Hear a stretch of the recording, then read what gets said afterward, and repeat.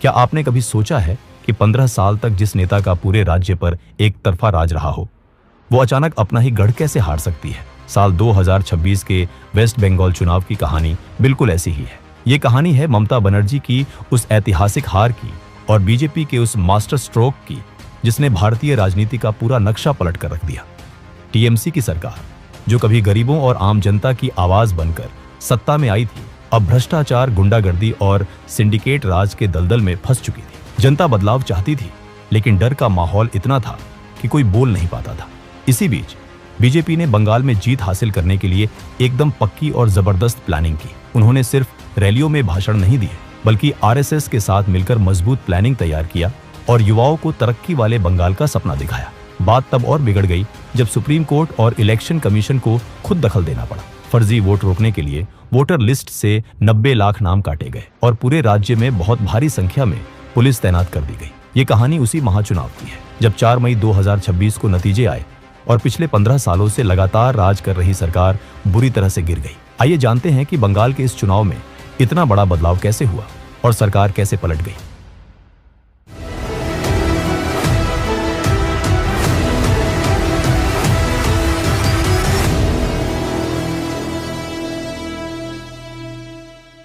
उन्नीस सौ 70 का दशक। कोलकाता की सड़कें और कॉलेज कैंपस किसी युद्ध के मैदान से कम नहीं थे। लेफ्टिस्ट थिंकिंग और स्टूडेंट पॉलिटिक्स का कॉकटेल हर युवा के दिमाग पर हावी था। इसी माहौल के बीच जोगमाया देवी कॉलेज में एक युवा लड़की ने कदम रखा। उस लड़की के पास ना तो कोई बड़ा राजनीतिक बैकग्राउंड था और ना ही किसी बड़े नेता का हाथ। उसके पास सिर्फ एक चीज थी, सिस्टम से लड़ने की एक जिद। उसने इंडियन नेशनल कांग्रेस के स्टूडेंट विंग, स्टूडेंट काउंसिल की कमान संभाली और देखते ही देखते कम्युनिस्ट बैक्ड स्टूडेंट ऑर्गेनाइजेशंस को घुटनों पर ला दिया। ये लड़की कम्युनिस्टों का गुरूर तोड़ देगी।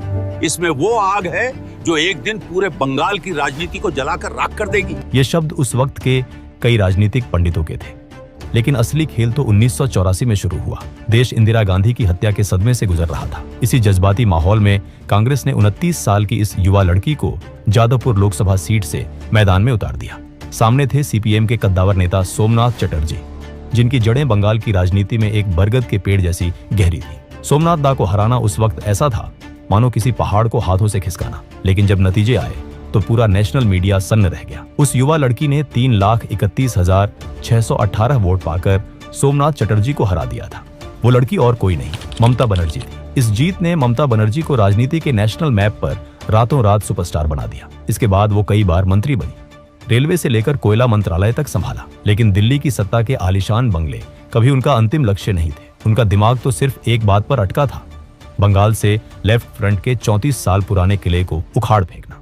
1990 का वो काला दिन, कोलकाता के हाजरा क्रॉसिंग पर ममता बनर्जी पर सीपीएम के काडर ने जानलेवा हमला किया। उनके सिर पर बुरी तरह वार किया गया। खून से लथपथ ममता की उस तस्वीर ने पूरे बंगाल के सबाल्टर्न वोटर के दिल में एक गहरी छाप छोड़ी। हम ईंट का जवाब पत्थर से देंगे। बंगाल की जनता हमारे साथ है और हम ये साबित करके रहेंगे कि हम डरने वाले नहीं हैं। अस्पताल के बेड से बोला गया उनका हर एक शब्द बंगाल के गरीबों के लिए एक नया इनकलाब बन गया। ममता समझ चुकी थी कि कांग्रेस की दिल्ली वाली लीडरशिप लेफ्ट के सामने बहुत सॉफ्ट है। इसलिए 1998 में उन्होंने एक बहुत बड़ा रिस्क लिया और अपनी खुद की पार्टी बनाई, all India Trinamool Congress, TMC. लेकिन टीएमसी को वो क्रिटिकल मास मिला 2006 में। बंगाल की अर्थव्यवस्था दम तोड़ रही थी। लेफ्ट सरकार के मुख्यमंत्री बुद्धदेव भट्टाचार्य ने राज्य में इंडस्ट्री लाने के लिए एक बहुत एग्रेसिव लैंड एक्विजिशन पॉलिसी शुरू की। उनका प्लान था सिंगूर में टाटा मोटर्स का नैनो प्लांट लगाना और नंदीग्राम में एक बहुत बड़ा केमिकल हब बनाना। यही वो पल था जब लेफ्ट सरकार ने अपने ही पैरों पर कुल्हाड़ी मार ली। ममता बनर्जी ने तुरंत इस मुद्दे को कैप्चर किया। उन्होंने खुद को किसानों की सबसे बड़ी मसीहा के रूप में खड़ा कर दिया। सिंगूर में 25 दिन की भूख हड़ताल ने पूरे राज्य के सिस्टम को पैरालाइज कर दिया। टाटा को हार मानकर अपना प्लांट गुजरात शिफ्ट करना पड़ा। लेकिन असली खून खराबा तो नंदीग्राम में हुआ। पुलिस और पार्टी के लोगों की गोलियों से 14 बेगुनाह गांव वाले मारे गए। इस भयानक घटना के बाद बंगाल के पढ़े लिखे लोग, माइनॉरिटी और गांव के वोटर लेफ्ट पार्टी से एकदम दूर हो गए। माटी हमारी माँ है और अपनी माँ को हम इन इंडस्ट्रियलिस्ट्स के हाथों कभी बिकने नहीं देंगे, चाहे हमारी जान ही क्यों ना चली जाए। इसी आग के बीच टीएमसी ने एक ऐसा नारा दिया जो बंगाल की रगों में दौड़ गया, माँ, माटी, मानुष। और फिर आया 2011 का वो ऐतिहासिक चुनाव। 20 मई 2011 को ममता बनर्जी जिन्हें अब पूरा बंगाल दीदी कहने लगा था। राज्य की पहली महिला मुख्यमंत्री बनी। सत्ता में आते ही दीदी ने बंगाल के गवर्नेंस मॉडल को पूरी तरह पलट कर रख दिया। सूती साड़ी और हवाई चप्पल उनकी पहचान बन गए। उनका सीधा और इमोशनल कनेक्शन बंगाल के रूरल वोटर्स से जुड़ चुका था। उन्होंने समझ लिया था कि राज्य में कोई बड़ी इंडस्ट्री नहीं आने वाली है। कन्याश्री से लेकर स्वास्थ्य साथी तक दर्जनों ऐसी स्कीम्स लॉन्च की गई जो सीधे सबसे गरीब और पिछड़े वर्ग को टारगेट करती थी।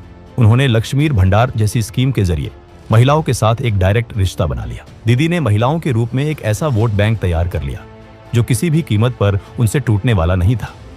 2021 आते आते बंगाल में एक नई एंट्री हो चुकी थी, भारतीय जनता पार्टी। बीजेपी ने लेफ्ट और कांग्रेस को पूरी तरह से रिप्लेस कर दिया था। उनका राष्ट्रवाद और हिंदुत्व का मॉडल टीएमसी के लिए एक बहुत बड़ा खतरा बन चुका था। लेकिन 2021 के चुनावों में टीएमसी ने एक ऐसा डिफेंसिव सिस्टम तैयार किया जिसने बीजेपी के रथ को रोक दिया। बंगाल में सिर्फ एक ही खेल होगा और वो खेल हम ही जीतेंगे। दिल्ली वाले हमें कभी भी डरा या झुका नहीं सकते, ये था उनका नारा, खेला होबे। टीएमसी ने खुद को बंगाली कल्चर के रक्षक के तौर पर प्रोजेक्ट किया। भले ही ममता बनर्जी खुद नंदीग्राम से चुनाव हार गई, लेकिन उनकी पार्टी ने बहुत बड़ी जीत दर्ज की। दीदी ने अपना तीसरा टर्म तो शुरू कर लिया, लेकिन इस तीसरे टर्म की नींव पहले दिन से ही दरकने लगी थी। इसकी सबसे बड़ी वजह बनी कोविड महामारी। जब बंगाल की जनता अस्पतालों के बाहर ऑक्सीजन और बेड के लिए तड़प रही थी, तब प्रशासन का पूरा ध्यान श्मशानों की हकीकत को फाइलों में दफन करने पर था। सरकार पर गंभीर आरोप लगे कि वो अपनी पॉलिटिकल इमेज बचाने के लिए जानबूझकर कोरोना से होने वाली मौतों के असली आंकड़े छिपा रही है। अस्पतालों की खौफनाक सच्चाई दुनिया के सामने न आए, इसके लिए मरीजों और डॉक्टरों के मोबाइल फोन इस्तेमाल करने पर भी बैन लगा दिया गया। विपक्षी दल, एक्टिविस्ट या कोई भी आम नागरिक जिसने सरकार से सवाल पूछने की हिम्मत की, उसे पुलिस की लाठियों और फर्जी मुकदमों का सामना करना पड़ा। ऑपोजिशन के नेताओं पर फेक न्यूज फैलाने के आरोप में तुरंत एफआईआर दर्ज की गई। इसने ममता बनर्जी के उस रक्षक वाले इमेज को तार तार कर दिया, जिसके दम पर उन्होंने बंगाल का दिल जीता था। 2021 के बाद टीएमसी के गवर्नेंस मॉडल की कमियां दिखने लगी। जो सिस्टम गांव-गांव में वेलफेयर स्कीम्स पहुंचाता था, वो अब एक बहुत बड़े एक्सटॉर्शन रैकेट में बदल चुका था। पंचायत से लेकर म्यूनिसिपल लेवल तक हर सरकारी काम में लोकल नेताओं का कमीशन फिक्स था। बिजनेस करना नामुमकिन हो गया और अर्बन मिडिल क्लास पूरी तरह से फ्रस्ट्रेट हो चुका था। लेकिन टीएमसी की बर्बादी का सबसे बड़ा कारण बना एसएससी नौकरी घोटाला। स्टेट एजुकेशन सेक्टर में मेरिट को किनारे रखकर हजारों टीचिंग और नॉन टीचिंग जॉब्स उन लोगों को बेच दी गई जिन्होंने इसके लिए लाखों की रिश्वत दी थी। जब ईडी ने जांच शुरू की तो एजुकेशन मिनिस्टर पार्थ चटर्जी और उनके करीबियों के घरों से नोटों के पहाड़ निकले। टीएमसी ने पार्थ चटर्जी को पार्टी से निकालकर डैमेज कंट्रोल की कोशिश की, लेकिन तब तक बहुत देर हो चुकी थी। अप्रैल 2024 में कलकत्ता हाई कोर्ट ने 23,123 टीचर्स और नॉन टीचिंग स्टाफ की नौकरियां पूरी तरह रद्द कर दी। सरकार सुप्रीम कोर्ट भागी, लेकिन अप्रैल 2025 में चीफ जस्टिस संजीव खन्ना की बेंच ने भी हाईकोर्ट के फैसले को बरकरार रखा और 25,753 नौकरियां खत्म कर दी। सुप्रीम कोर्ट ने साफ कहा कि इस पूरे सिलेक्शन प्रोसेस में इतना बड़ा फ्रॉड हुआ है कि इसकी इंटीग्रिटी ही खत्म हो चुकी है। ममता बनर्जी ने इस फैसले को गलत तो बताया, लेकिन लोगों का उन पर से भरोसा पूरी तरह खत्म हो चुका था। जब एक के बाद एक घोटाले सामने आने लगे और नेता गिरफ्तार होने लगे, तो टीएमसी ने बचाव के लिए अपना पुराना हथियार निकाला। उन्होंने पूरे देश में ये नैरेटिव सेट करना शुरू कर दिया कि ईडी और सीबीआई की ये रेड सेंट्रल गवर्नमेंट का राजनीतिक बदला है। उनका ये डिफेंस शायद जनता के बीच थोड़ा काम कर भी जाता, लेकिन तभी सरकार से एक बहुत बड़ी चूक हो गई। जब ईडी की टीम अपना काम करने पहुंची, तो बंगाल पुलिस ने कानून का साथ देने के बजाय जांच एजेंसियों का रास्ता रोक लिया और उनके काम में सीधी रुकावट डाली। जब यह मामला सुप्रीम कोर्ट पहुंचा, तो अदालत का गुस्सा 7वें आसमान पर था। कोर्ट ने ममता सरकार और स्टेट पुलिस को कड़ी फटकार लगाते हुए साफ कहा कि प्रशासन का ये अड़ियल रवैया डेमोक्रेसी को खतरे में डाल रहा है। अगर नौकरी घोटाले ने नौजवानों का भरोसा तोड़ा, तो आरजी कर की भयानक घटना ने टीएमसी के सबसे बड़े वोट बैंक यानी महिला वोटर्स को हमेशा के लिए खत्म कर दिया। संदेशखाली गांव के इलाके में टीएमसी के लोकल गुंडों पर महिलाओं के साथ लगातार अत्याचार करने और उनकी जमीनें छीनने के बहुत ही गंभीर आरोप लगे। हद तो तब हो गई जब पुलिस कई हफ्तों तक मुख्य अपराधी को पकड़ ही नहीं पाई। इस घटना से ये एकदम साफ हो गया कि दीदी के राज में महिलाओं को सुरक्षा मिलने की बात सिर्फ एक धोखा है। लेकिन पूरे बंगाल की रूह तब कांप गई जब कोलकाता के सरकारी आरजी कर मेडिकल कॉलेज में ड्यूटी पर मौजूद एक महिला ट्रेनी डॉक्टर का रेप और मर्डर हुआ। इस घटना ने पूरे देश को झकझोर कर रख दिया। शुरू में सरकार ने इस पूरे मामले को बहुत हल्के में लिया और अस्पताल के ताकतवर लोगों को बचाने की कोशिश की। इससे जनता का गुस्सा फूट पड़ा और सड़कों पर एक बहुत बड़ा आंदोलन खड़ा हो गया। इसी गुस्से को भुनाने के लिए बीजेपी ने एक बहुत ही इमोशनल मास्टर स्ट्रोक खेला। उन्होंने पानीहाटी सीट से आरजी करके पीड़िता की मां को अपना उम्मीदवार बना दिया। जैसे जैसे 2026 के चुनाव नजदीक आए, election commission of India (ECI) ने एक ऐसा कदम उठाया जिसने पूरे बंगाल में पैनिक बटन दबा दिया। इस कदम का नाम था स्पेशल इंटेंसिव रिवीजन (SIR). संविधान के आर्टिकल 324 के तहत ECI ने वोटर लिस्ट सही करने के लिए घर घर जाकर चेकिंग शुरू कर दी। मकसद था मरे हुए, शिफ्ट हो चुके और गैर नागरिक वोटर्स को लिस्ट से हटाना। लेकिन इसका रिजल्ट बहुत ही शॉकिंग था। बंगाल से करीब 90 लाख वोटर्स के नाम काट दिए गए। राज्य के कुल वोटर्स की संख्या 7.66 करोड़ से घटकर 6.77 करोड़ रह गया। ये 12% की गिरावट थी। TMC ने इसे सर्जिकल स्ट्राइक बताया और आरोप लगाया कि ये एक सोची समझी साजिश है ताकि माइनॉरिटी वोटर्स को बाहर किया जा सके। वहीं बीजेपी ने इसे नेशनल सिक्योरिटी का मुद्दा बनाते हुए घुसपैठियों की सफाई बताया। ये माहौल बिल्कुल आसाम के NRC जैसा हो गया था। हालात इतने बिगड़ गए कि सुप्रीम कोर्ट को खुद दखल देना पड़ा। राज्य सरकार और ECI के बीच बिल्कुल भी भरोसा नहीं बचा था। इसे देखते हुए कोर्ट ने 150 जिला जजों और 7 रिटायर्ड हाईकोर्ट जजों को सीधा वोटर लिस्ट बनाने और चेक करने का काम सौंप दिया। वोटर लिस्ट से 90 लाख नाम कट जाने की वजह से TMC के वोट बैंक को बहुत भारी नुकसान पहुंचा। मुर्शिदाबाद और मालदा जैसे इलाकों में डिलीट हुए वोट्स की संख्या TMC की पुरानी जीत के मार्जिन से भी ज्यादा थी। और इसी वक्त TMC को दूसरा बड़ा झटका लगा, आम जनता उन्नयन पार्टी AJUP के रूप में। TMC से निकाले गए नेता हुमायूं कबीर ने इस पार्टी को बनाया। हम किसी के गुलाम नहीं हैं। इस बार हम तय करेंगे कि बंगाल की कुर्सी पर कौन बैठेगा और हम अपना हक छीन कर लेंगे। कबीर की इस नई पार्टी ने मुर्शिदाबाद और मालदा में मुस्लिम वोटों का एक बहुत बड़ा हिस्सा काट लिया। जो 90 से 95% वोट 2021 में एक तरफा TMC को मिला था, वो अब बढ़ चुका था। रेजीनगर और नौदा जैसी सीटों पर AJUP ने जीत दर्ज की और इस वोट बंटवारे ने बीजेपी के लिए नॉर्थ दिनाजपुर और मालदा में जीत का रेड कारपेट बिछ के इस ऐतिहासिक चुनाव में बीजेपी सिर्फ TMC की गलतियों के सहारे नहीं बैठी थी। वो जानती थी कि बंगाल का किला फतेह करना है तो हवाई बातों से काम नहीं चलेगा। इसीलिए RSS की मदद से उन्होंने जमीनी स्तर पर एक बहुत ही सटीक और डीप प्लानिंग की। सबसे पहले उन्होंने पूरे राज्य के 44,000 पोलिंग बूथों का सर्वे किया और उन्हें 3 हिस्सों में बांट दिया। कहां पार्टी मजबूत है, कहां कमजोर है और कहां थोड़ी ज्यादा मेहनत से काम बन सकता है। लेकिन इस पूरी प्लानिंग का सबसे बड़ा मास्टर स्ट्रोक और गेम चेंजर था पन्ना प्रमुख सिस्टम। इसे एकदम आसान भाषा में समझें तो वोटर लिस्ट के हर एक पन्ने पर करीब 30 से 60 वोटर्स के नाम होते हैं। बीजेपी ने वोटर लिस्ट के हर एक पन्ने की जिम्मेदारी अपने एक भरोसेमंद वर्कर को सौंप दी। इस एक फैसले ने पूरा गेम पलट दिया। पहले TMC के लोकल क्लब और गुंडे गांव मोहल्लों में दादागिरी करते थे और लोगों को डरा धमकाकर वोट लेते थे। लेकिन पन्ना प्रमुख सिस्टम की वजह से हर 15 से 20 घरों के बीच बीजेपी का अपना एक आदमी खड़ा हो गया। वो लगातार उन परिवारों के टच में था और उनकी सुरक्षा का भरोसा दे रहा था। इससे जनता का डर खत्म हो गया और TMC का जमीनी नेटवर्क बुरी तरह से टूट गया। वही प्रधानमंत्री मोदी, अमित शाह और योगी आदित्यनाथ की तिकड़ी ने पूरे राज्य में रैलियों का तूफान ला दिया। इसके साथ ही बीजेपी ने अपना मैनिफेस्टो भरोसार शोपोथ लॉन्च किया। TMC की लक्ष्मीर भंडार योजना को टक्कर देने के लिए बीजेपी ने महिलाओं को और ज्यादा पैसे देने का वादा किया। इसके साथ ही सरकारी कर्मचारियों की सैलरी बढ़ाने के लिए 7th पे कमीशन लागू करने का भी पक्का वादा किया। प्रधानमंत्री मोदी और अमित शाह ने बंगाल के लोगों के सामने एक एस्पिरेशनल बंगाल यानी विकास करने वाले और तेजी से आगे बढ़ते हुए बंगाल का विजन रखा। उन्होंने जनता से सीधा वादा किया कि अगर वो सत्ता में आए तो बंद पड़ी फैक्ट्रियों को फिर से चालू करेंगे, नई इंडस्ट्रीज लाएंगे और इतने रोजगार पैदा करेंगे कि बंगाल के नौजवानों को नौकरी की तलाश में दूसरे राज्यों में दर-दर नहीं भटकना पड़ेगा।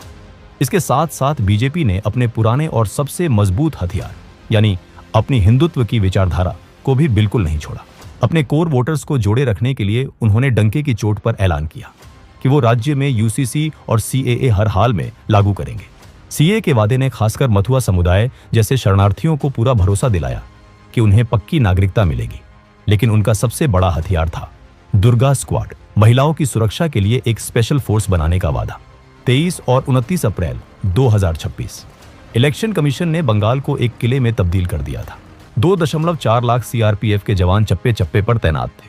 इतनी भारी और कड़ी पुलिस फोर्स देखकर टीएमसी के वो सभी लोकल गुंडे अपने घरों में दुबक कर बैठ गए, जो पहले लोगों को डरा धमकाकर वोट लूट लिया करते थे। जब आम जनता ने देखा कि चारों तरफ पुलिस है और अब डरने की कोई बात नहीं है, तो वो बिना किसी खौफ के अपना वोट डालने घरों से बाहर आ गई। इसी निडर माहौल का नतीजा ये हुआ कि राज्य में 92.47% वोटिंग हुई। भारत के आजाद होने के बाद से आज तक बंगाल में कभी इतने ज्यादा लोगों ने एक साथ वोट नहीं डाला था। 4 मई 2026 को जब वोटों की गिनती शुरू हुई तो नतीजे देखकर पूरे देश में हड़कंप मच गया। 2021 के चुनाव में सिर्फ 77 सीटें जीतने वाली बीजेपी ने इस बार सारे रिकॉर्ड तोड़ दिए। उन्होंने 45.84% वोट हासिल किए और 206 सीटों के भारी बहुमत के साथ सत्ता पर कब्जा कर लिया।